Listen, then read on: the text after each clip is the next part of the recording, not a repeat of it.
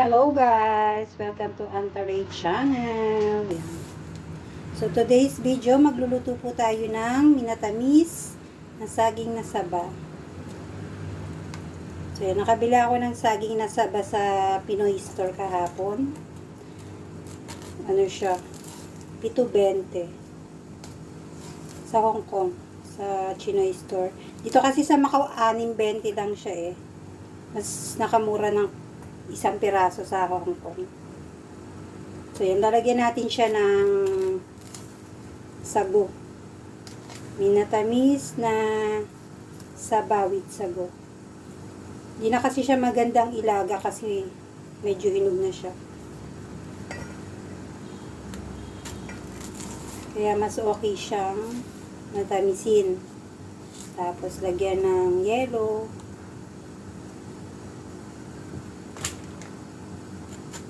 Ganda naman yung saging nila dun. Malalaki din pati. So, yun. Once in a blue moon lang kami kumain ng saging. Kasi masyadong mahal.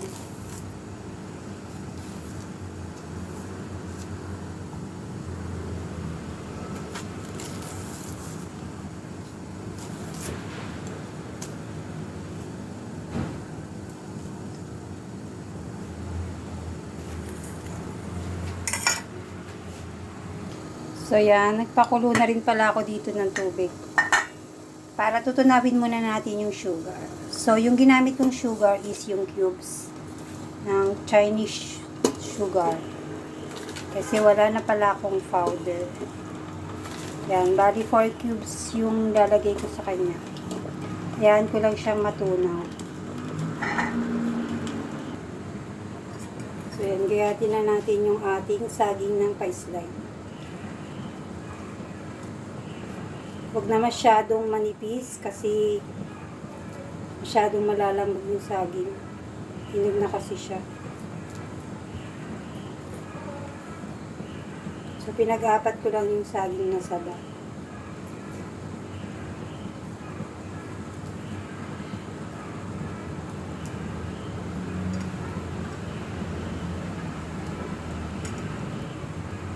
Yan, meron na tayong pang merienda.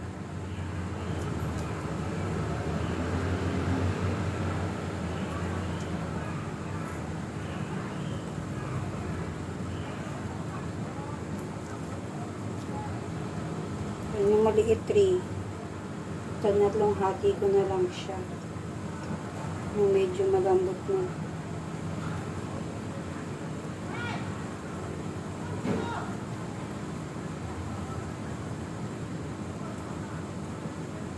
Yan. Katulad nito, masyado na siyang malambot. Mahinog na siya. Buti yung iba hindi pa.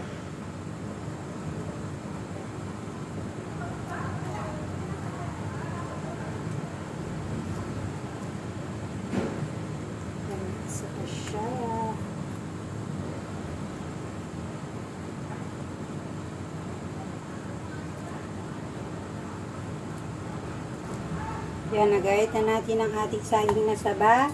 Nandito rin ang ating sago. So, yan.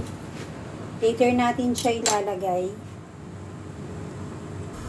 Yan, check na natin yung ating sugar. Medyo natunaw na siya. Pwede na natin ilagay itong ating saging na saba.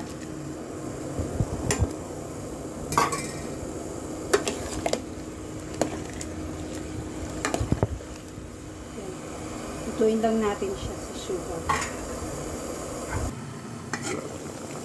Yan, kumukulo na ang ating saging. Tutuin muna natin siya.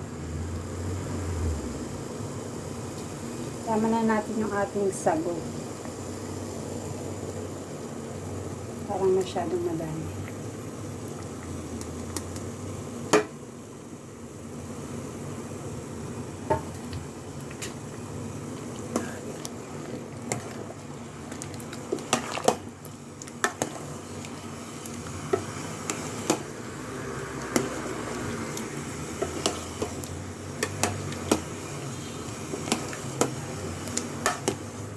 Hindi pa luto yung ano natin saging.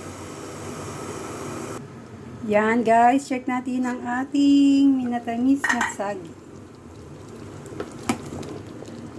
Yan, yelo na lang ang kulang at gatas. Meron na tayong minatamis na saging. Saging con yelo. Kaya lang may sago pala siya. Ito na ang ating banana.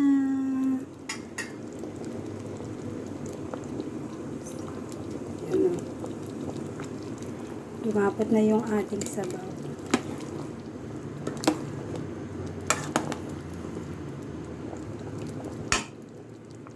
Yan. So, yun guys. Thank you for watching. Bye everyone. Guys, dito ng ating merienda. Minatamis na saging.